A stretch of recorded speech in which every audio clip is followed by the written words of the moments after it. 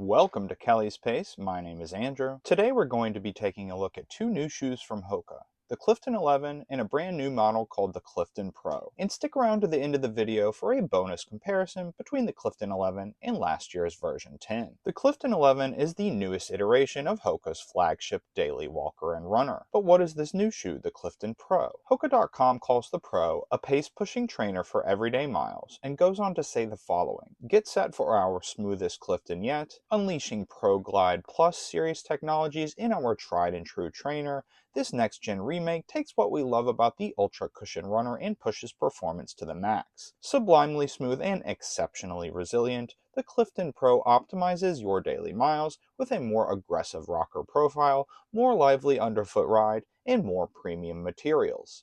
We've also dialed up the ride with an SCF foam midsole and added super abrasion rubber in high wear zones for enhanced durability." Now let's read the marketing copy on the Clifton 11 to get a sense of how Hoka is positioning this shoe in comparison. Quote, "Light and plush for everyday miles. A trusted trainer for daily maintenance miles, the Clifton has been the keystone of our cushion styles for 11 seasons and counting. Delivering the same effortless ride that made the original a fan favorite, our latest iteration pairs a cushy compression molded foam with an elevated mesh upper. Refreshed with reflective details and tactile silicone touch points, we've employed a double lace lock to help mitigate tongue migration when chasing those daily miles." End quote. So why the Clifton Pro and why now? Why did Hoka feel the need to invent and release this new shoe alongside the annual Clifton model year update? To a certain extent, Hoka is a prisoner of its own success with the beloved Clifton. If Hoka made the Clifton 11 a more exciting running shoe, there's always a risk of losing some of its loyal fans among walkers and standers. Hokas are famously popular among healthcare workers, teachers, retail employees, and anyone else who works or stands all day. Those of us here at the shoe store definitely included. So to avoid the potential risk of alienating repeat buyers, Hoka decided to release a souped-up version of the Clifton called the Clifton Pro in parallel with the yearly model update V11. Let's compare the specs on the two shoes. For the Clifton Pro, we have a weight of 10.08 ounces or 286 grams for Hoka's size 10 reference.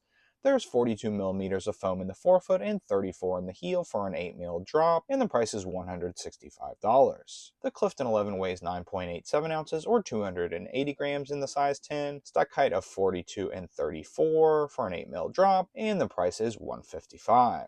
One thing that's 100% true about those figures is the price for both models. Besides that, I will immediately call into question the facts I've just reported. There is 0% chance that the Clifton Pro and Clifton 11 are the same stack height. I wore one on my left and the other on my right and could clearly feel the difference in height. The Pro has more foam, it is higher off the ground. I'm not going to measure these either, but suffice it to say that the Pro has a higher stack height. Source: my feet. The Clifton Pro is a few grams heavier than the 11, but for its category, the up-tempo trainer, that's okay. Hoka offers lighter and faster racing shoes for those who want them. Price-wise, I find the $165 for the Pro and $155 for the 11 to be fair for how these shoes fit into the current market. Comps to the 11 include the Brooks Glycerin 23 at $175, the Asics Cumulus at $145, or $155 for the Nike Vomero 18. Comps for the Pro include the Asics Nova Blast 6 at $155, the New Balance Rebel V5 at $145,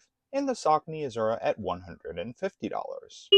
Let's compare the run and walk sensations for these two shoes. The Pro is bouncier on the run and is definitely a better runner than the 11. The 11 is a better walker with more stability in the left-right direction. In the 11, you feel cradled by the sock liner and midsole foam beneath. In the Pro, you feel as if you sit on top of a soft, bouncy arc of foam. There is better natural arch support on the Pro. The Pro looks to be more breathable in the upper. Both shoes are built on a similar last and fit true to size. Both have a similar tongue and the laces are exactly the same. Both shoes have the same elf ear heel counter. The Pro has a gusseted tongue on both sides. The 11 is ungusseted. There are similar reflective elements on the uppers of both shoes. There's better outsole rubber coverage on the Pro.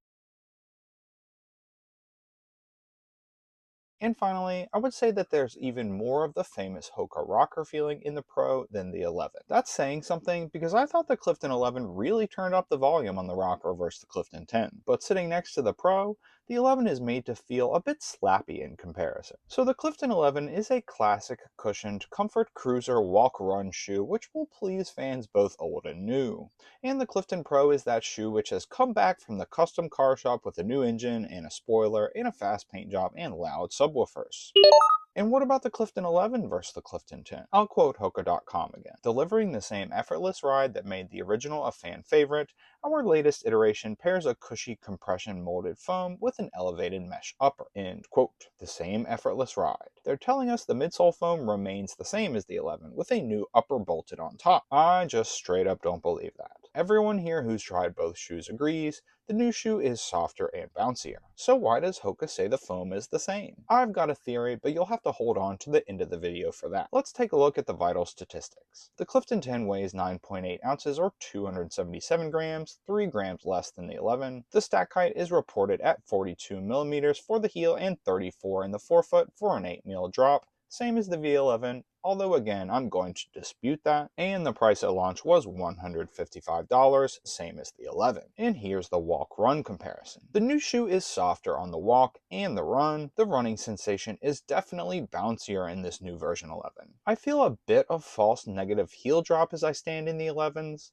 as if the heel was lower than the front of the shoe, even if it's not. There's a little bit less left-right stability on the new shoe. Feels like the 11 is a bit more wobbly on the mediolateral axis. If you overpronate, look to the Hoka Arahi or Gaviota for a better stability option. It feels like the new shoe lost some stack height. When I put all my weight on the V10 and swing the foot wearing the V11 through the air, the 11 does not touch the ground. But when I reverse the operation, the V11 very clearly does scuff the ground. There's the same width in the midfoot and toe. Both shoes have the same heel counter elf ear. The idea is that the backwards flare angles the heel counter away from rubbing the sensitive Achilles area. The new upper feels softer and looks more breathable. There's more rocker geometry to version 11, and there's a similar non-gusseted tongue on both models. I'll quote again from the Hoka website. Marked by its new upper refresh, the Clifton 11 utilizes an elevated engineered mesh upper and softer, more premium sock liner. Hoka's telling us the upper changed, but the midsole remains the same in the new shoe. But we don't believe it here at Kelley Space. The new shoe definitely feels softer. Could that be down to the new sock liner? I tested this out by swapping the sock liner. I wore the 10s with one new sock liner and one old sock liner. Then I wore both new sock liners with a V11 on one foot and a V10 on the other. In hand, the new sock liner has a softer, more rubbery composition compared to the foamy feel of the old one. On foot, the new liner makes the old shoe a bit squishier, but I would not say that adding the new liner to the old shoe makes it feel equivalent to the 11. If the midsoles were truly identical on the 10 and 11, swapping in the new liner should have made them feel identical. But since they don't, we're forced to conclude that the Clifton 11 does have an updated midsole versus the 10. In conclusion, the Clifton 11 is going to be great for someone who wants a shoe that can do it all: walking, standing, and running. And the Clifton Pro will provide that elevated running experience, bouncy, rockered, and fast. So at Kelley's Pace, our recommendation would be to pick up the Clifton 11 if you want a comfy walking shoe, or if you want a neutral running shoe with more mediolateral stability. Pick up the Clifton Pro if you want an up-tempo, exciting runner that can go toe-to-toe with the New Balance Rebel, the Saucony Azura, and the Asics Nova Blast. Stop by Kelley's Pace in Mystic, Connecticut or Manchester, Connecticut to try on these shoes, or visit us anytime at kelleysPaceMystic.com or at kprunmanchester.com. Happy running and happy walking!